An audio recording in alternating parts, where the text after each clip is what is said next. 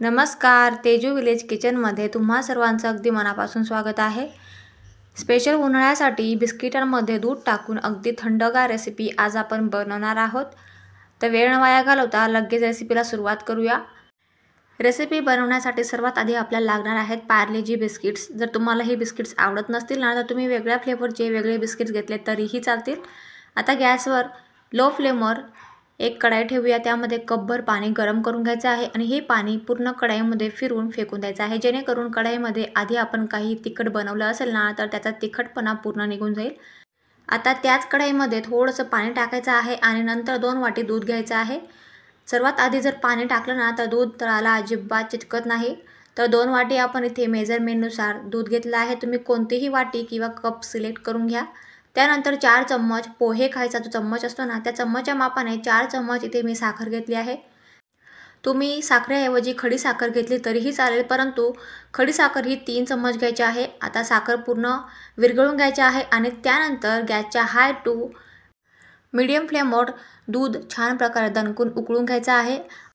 दूध उकळलं की गॅसची फ्लेम मीडियम करायची आहे आणि मीडियम फ्लेमवर दूध अर्धा इंचापर्यंत आटवून घ्यायचं आहे। दूध आटल्याने काय होतं की दुधाची थिकनेस छान प्रकारे घट्ट होते आणि दुधाला एक प्रकारची छान चवसुद्धा येते। तर तुम्ही बघू शकता दूध आटलेलं आहे, दुधाला छान प्रकारे घट्टसरपणा आलेला आहे, आजूबाजूला सायसुद्धा मस्त कोट झालेले आहे।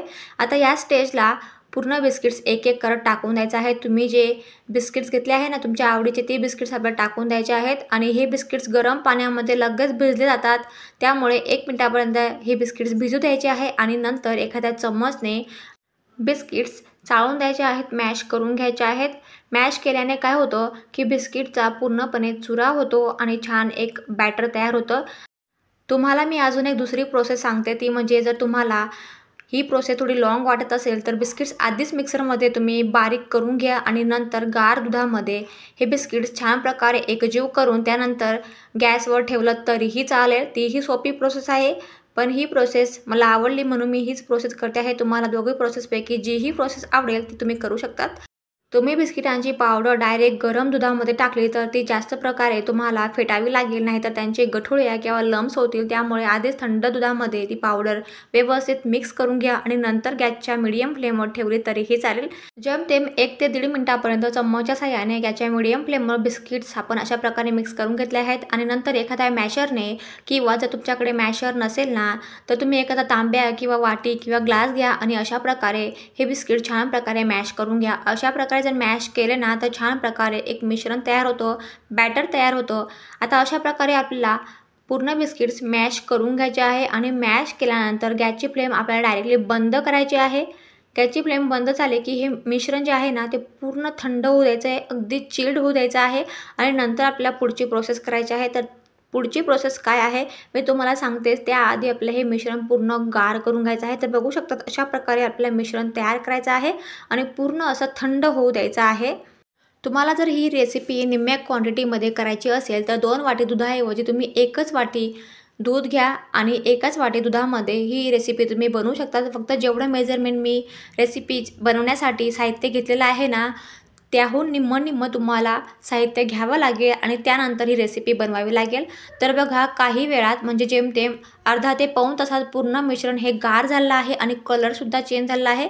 आता यामध्ये 2 चिमूटभर आपल्याला विलायची पूड टाकायची आहे किंवा जायफळची पूड टाकली तरीही छान। तुम्हाला जीही पूड आवडत असेल किंवा एखादा इसेन्स असेल तुमच्याकडे ते टाकलं तरीही चालेल, अतिशय छान फ्लेवर येतो। आता हे मिश्रण आपल्याला थोडं करत मिक्सरच्या भांड्यामध्ये टाकून यामध्ये थोडंसं दूध टाकून आपला हे बॅटर व्यवस्थित प्युरीसारखं मिश्रण मिक्सरमध्ये फिरून तयार करून घ्यायचं आहे।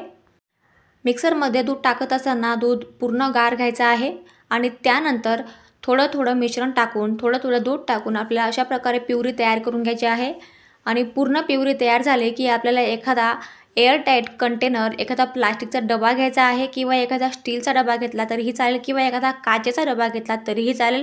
आता या डब्यामध्ये पूर्ण प्युरी तयार केलेली पूर्ण ओतून द्यायची आहे। ओतल्यानंतर हे जे मिश्रण आहे ना हे पूर्ण आपल्याला सेट करून घ्यायचं आहे, म्हणजे टॅप करून घ्यायचं आहे, जेणेकरून यामध्ये थोडीफार जरी एअर गेली असेल, हवा गेली असेल तर ती पूर्ण व्यवस्थित सेट होईल आणि डब्बासुद्धा मस्त सेट होऊन वरून झाकण लावून आपल्याला फ्रीजमध्ये 4 तासासाठी फ्रीझरमध्ये ठेवायचा आहे आणि 4 तासानंतर आपण हा डबा करणार आहोत। तर 4 तास झाले आहेत। आता मी डब्याचं झाकण उघडलेलं आहे आणि तुम्ही बघू शकतात अजून आपली आईस्क्रीम तयार झालेली नाही। तर 4 तासानंतर डबा काढल्यानंतर आपलं हे मिश्रण जे आहे ना हे परत पूर्ण मोकळं करून घ्यायचं आहे। पूर्ण याचे तुकडे करायचे आहेत आणि पूर्ण तुकडे झाल्यानंतर आपल्याला एका मोठ्या मिक्सरच्या जारमध्ये हे पूर्ण मिश्रण ओतून द्यायचं आहे। आणि आता यामध्ये काही साहित्य आपण ॲड करणार आहोत। तर सर्वात आधी आपण एक डेअरी मिल्क घेणार आहोत। जर तुमच्याकडे डार्क चॉकलेट कंपाऊंड असेल तर तुम्ही ते घेतलं तरीही चालेल। जर तुमच्याकडे डार्क चॉकलेट नसेल तर तुम्ही अशा प्रकारे कॅडबरी घ्या, डेअरी मिल्क कॅडबरी किंवा एखादी डार्क चॉकलेट घ्या आणि त्या डार्क चॉकलेटचे कॅडबरीचे तुम्ही अशा प्रकारे अगदी बारीक तुकडे करून घ्या आणि हे तुकडे आपण 2 चम्मच तुकडे या मिश्रणामध्ये टाकणार आहोत। तुम्ही कोणतीही चॉकलेट घेतली तरीही चालेल, फक्त अशा प्रकारे तुकडे करून टाकायचे आहेत। त्यानंतर कोको पावडर घ्यायचे आहे। कोको पावडरसुद्धा आपल्याला 2 चम्मच कोको पावडर इथे घ्यायचे आहे।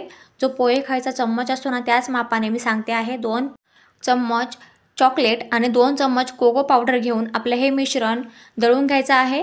जर दळता येत नसेल तर थोडंसं दूध टाकून तुम्ही ही प्युरी तयार केली तरीही चालेल। बघा अशा प्रकारे आपलं बॅटर तयार झालं पाहिजे। अशा प्रकारे चम्मचने केल्यानंतर खाली लेयर आले की समजून घ्यायचं अगदी परफेक्ट आपलं बॅटर तयार झालं आहे। आता परत त्याच एअरटाईट कंटेनरमध्ये आपल्याला अर्धं बॅटर यामध्ये टाकायचं आहे आणि अर्धं टाकल्यानंतर यावर काही चॉप केलेले चॉकलेटचे तुकडे आणि काही ड्राय नट्स म्हणजे काजू असो किंवा बदाम असो तुमचे आवडते जेही असतील ते आपल्या तुकडे करून यामध्ये टाकून द्यायचं आहे। आणि त्यानंतर परत उरलेलं अर्धं बॅटर यावर पूर्णपणे टाकून द्यायचं आहे, कोट करून घ्यायचं आहे। आणि पूर्ण बॅटर टाकल्यानंतर परत थोडेसे चॉकलेट जे उरलेले तुकडे असतील ना ते पूर्ण टाकून द्यायचे आहे आणि उरलेले ड्राय नट्सचे तुकडेसुद्धा पूर्ण वरून गार्निश करून द्यायचे आहे। त्यानंतर काही तुमच्याकडे टुटी फ्रुटी असेल तर तुम्ही तीही वरून गार्निश केली तरीही चालेल।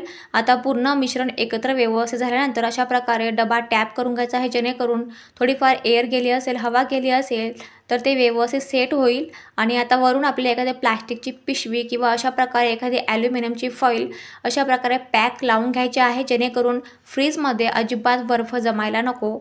तर अशा प्रकारे ॲल्युमिनियम फॉईल किंवा एखादी प्लास्टिकची पिशवी तुम्ही अशा प्रकारे लावून घ्या आणि वरून झाकण ठेवून फ्रीझरमध्ये आपल्या 2 तासासाठी हे आईस्क्रीम ठेवून द्यायचं आहे। आणि 2 तासानंतर तुम्ही बघू शकता अगदी बाजारासारखं आईस्क्रीम तयार होतं। नुसतं दिसायलाच नाही तर खायलासुद्धा अगदी टेस्टी हे आईस्क्रीम आहे। अशा प्रकारे तुम्ही सुद्धा या उन्हाळ्यामध्ये अगदी स्वस्तात मस्त टेस्टी आणि हेल्दी आईस्क्रीम घरीच तयार करा। आपल्या लहान मुलांना, आपल्या परिवाराला नक्की खाऊ घाला। आता आईस्क्रीम स्कूपरने आपण आईस्क्रीम काढून बघूया। तर बघा मस्त असं आईस्क्रीम तयार झालं आहे। आता एका वाटीमध्ये किंवा डिशमध्ये आपण सर्व करणार आहोत। तर आईस्क्रीम आपण एका वाटीमध्ये आता लगेच सर्व करणार आहोत। तर बघा किती छान मस्त असं आईस्क्रीमचं टेक्स्चर तुम्ही बघू शकता, अगदी बाजारासारखं घट्टसर आणि मस्त अशी आईस्क्रीम तयार झालेली आहे। त्यामध्ये आपण चोको चिप्स किंवा चॉकलेटचे चिप्स टाकले आहेत आणि काही काजूसुद्धा टाकले आहे। जेव्हा ते दाताखाली येतात ना तर अतिशय अप्रतिम आईस्क्रीम लागते।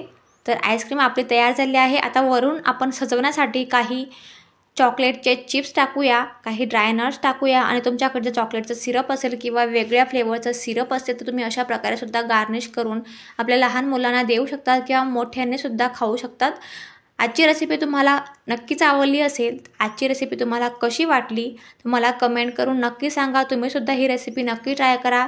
जर तुमच्याकडे आईस्क्रीमचे डब्बे असतील ना तर डब्यामध्ये सुद्धा तुम्ही हे आईस्क्रीम सेट करून वरून चॉकलेट्स बॉल किंवा वरून अगदी बारीक कॅन्डी टाकून स्प्रिंकल करून गार्निश करून व्यवस्थित डेकोरेशन करून आपल्या लहान मुलांना जर दिले ना तर ते अगदी आवडीने ही आईस्क्रीम खातात।